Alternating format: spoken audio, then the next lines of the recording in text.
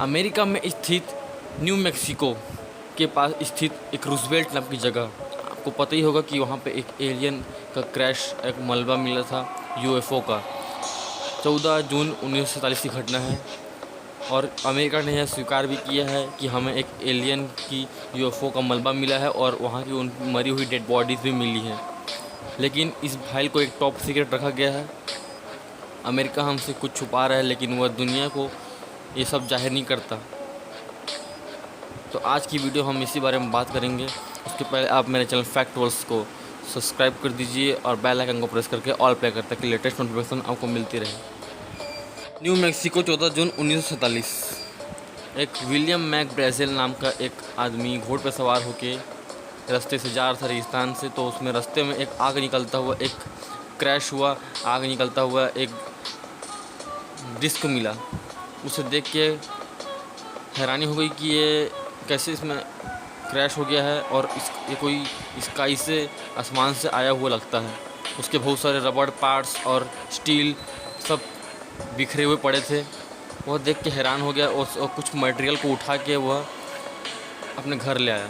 अगले दिन जब अनाउंस हुआ और सूचना मिली तो पेपर में छप गया, रूजवेल्ट के सभी अखबारों में छप गया कि यूएफओ क्रैश हुआ है और साइट में खबर मिली है। तो यह जान के ब्रेजेल को विश्वास नहीं हुआ और उसने जाके एक शेरिफ को जाके इन्फॉर्म कर दिया।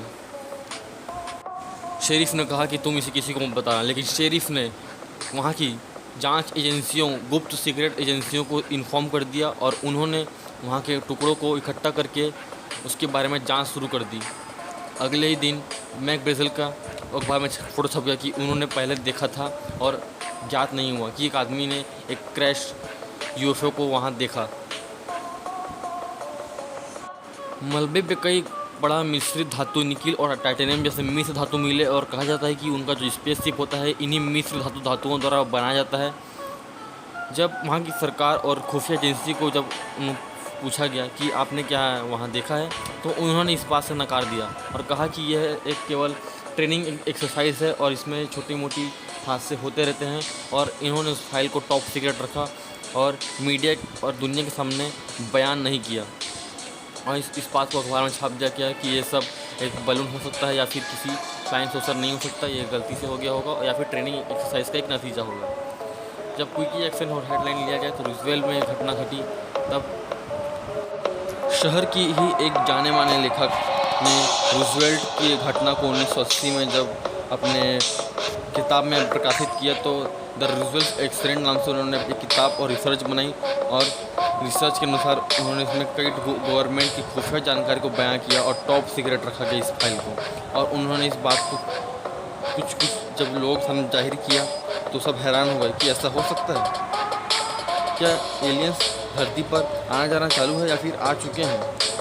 अमेरिका कहा जाता है कि कई ठो एलियनों को दुनिया के सामने से छुपा के रखा गया है और उनसे संपर्क बना रहता है, लेकिन इस फाइल को टॉप सीक्रेट ही रखा जाता है और आम आदमियों के सामने बयान नहीं किया जा सकता।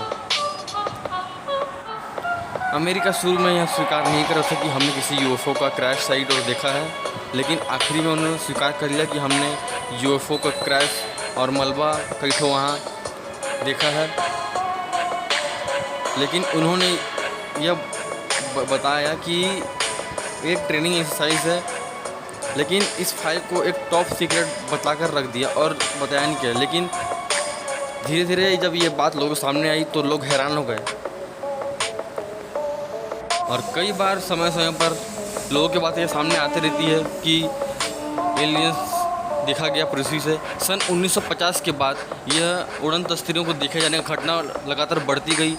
किसी ने कहा कि हमें अगवा किया गया था और एलियंस के यूएफओ को देखे जाने की घटना समय समय पर लोगों के सामने आती गई, लेकिन गवर्नमेंट सरकार, अमेरिका की सरकार लगातार वह छुपाती गई और इस बात को नकारती गई कि ये सब नहीं है। लेकिन अक्सर रूजवेल्ट और न्यू मैक्सिको के आसपास यूएफओ जैसी घटनाओं को देखा जाने का दावा किया गया है, लेकिन गवर्नमेंट अक्सर उन्हें छुपाती है।